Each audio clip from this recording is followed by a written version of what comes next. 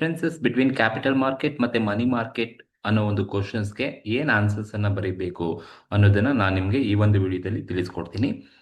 So last 2 ವರ್ಷನೂ ಕೂಡ 24-25 question ಪೇಪರಲ್ಲಿ ಈ ಒಂದು ಕ್ವಶನ್ ಸೆಕ್ಷನ್ ಸಿಗೆ ಕೇಳಿದ್ದಾರೆ.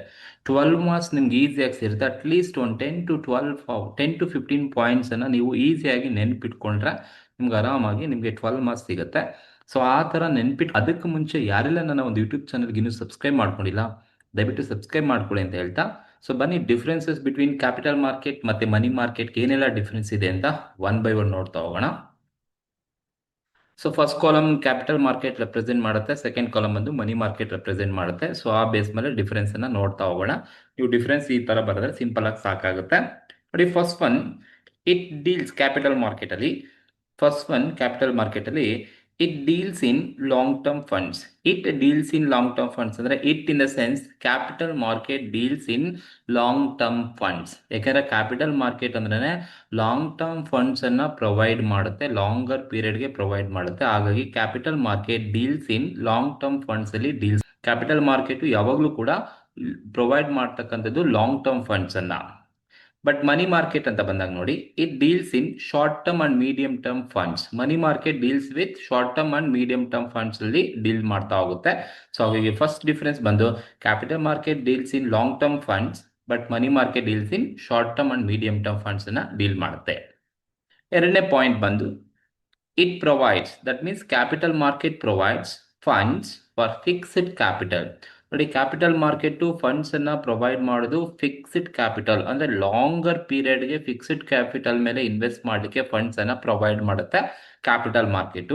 ಬಟ್ ಮನಿ ಮಾರ್ಕೆಟ್ ಬಂದ್ರೆ it provides funds for working capital. ಅಂದ್ರೆ money market provides funds for working capital, day to day ಆಕ್ಟಿವಿಟೀಸ್ಗೆ ಬೇಕಾದಂತಹ ಫಂಡ್ಸ್ ಅನ್ನ ಮಾತ್ರ ಅದು ಪ್ರೊವೈಡ್ ಮಾಡುತ್ತೆ.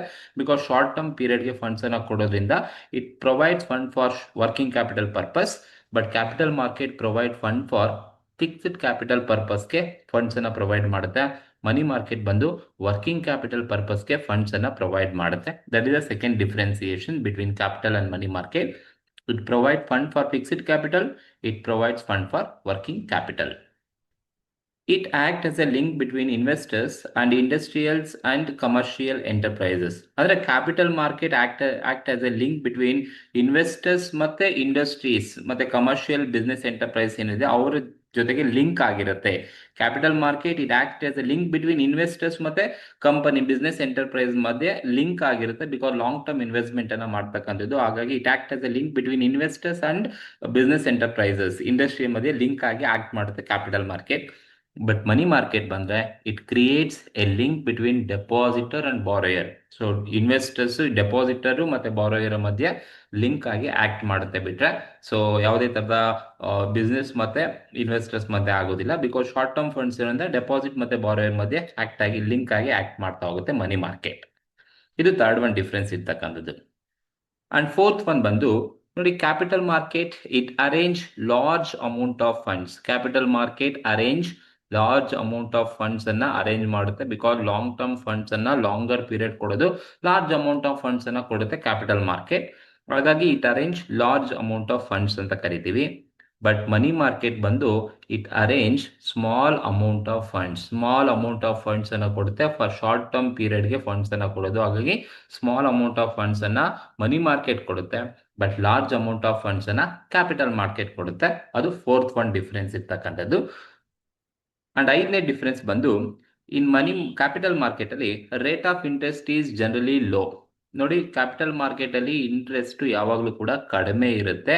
ಏನಕ್ಕೆ ಅಂದ್ರೆ ಲಾರ್ಜ್ ಅಮೌಂಟ್ ಅನ್ನ ಕೊಡುತ್ತೆ, ಲಾಂಗರ್ ಪೀರಿಯಡ್ ಕೊಡೋದ್ರಿಂದ ಕ್ಯಾಪಿಟಲ್ ಮಾರ್ಕೆಟ್ ಅಲ್ಲಿ ಇಂಟ್ರೆಸ್ಟ್ ಯಾವಾಗಲೂ ಕಡಿಮೆ ಇರುತ್ತೆ. So rate of interest is generally low in case of capital market. But in case of money market rate of interest is generally high. Short term ಪೀರಿಯಡ್ಗೆ funds ಅನ್ನ ಕೊಡೋದ್ರಿಂದ rate of interest usually ಏನಾಗಿರುತ್ತೆ, ಜಾಸ್ತಿ ಇರುತ್ತೆ. ಹಾಗಾಗಿ capital market ಅಲ್ಲಿ interest ಕಡಿಮೆ ಇರುತ್ತೆ, ಮನಿ ಮಾರ್ಕೆಟ್ ಅಲ್ಲಿ ಇಂಟ್ರೆಸ್ಟ್ ಜಾಸ್ತಿ ಇರುತ್ತೆ. ಅಂಡ್ ಆರನೇ ಡಿಫರೆನ್ಸ್ ಬಂದು capital market it is a formal type of market. So capital market ಅಂದ್ರೆ ಒಂದು ಫಾರ್ಮಲ್ ಟೈಪ್ ಆಫ್ ಮಾರ್ಕೆಟ್ ಇರುತ್ತೆ, ಮಾರ್ಕೆಟ್ ಅಂತ ಕನ್ಸಿಡರ್ ಮಾಡ್ತಾರೆ. But money market it is a informal type of market ಅಂತ ಕರಿಬಹುದು. ಅಂಡ್ ಏಳನೇ ಡಿಫರೆನ್ಸ್ ಬಂದು capital market it is related to long term debt.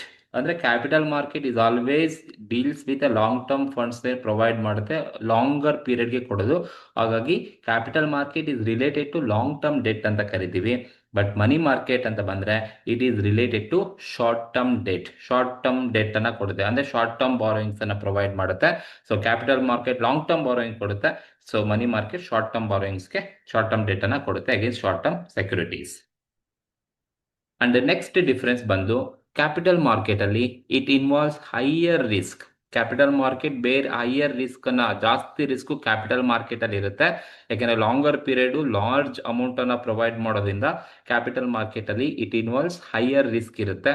But money market ಅಲ್ಲಿ it involves less risk, because small portion of ಮನಿಯನ್ನ provide ಮಾಡುತ್ತೆ. Short term ಡ್ಯೂರೇಷನ್ಗೆ ಕೊಡೋದ್ರಿಂದ it involves less risk.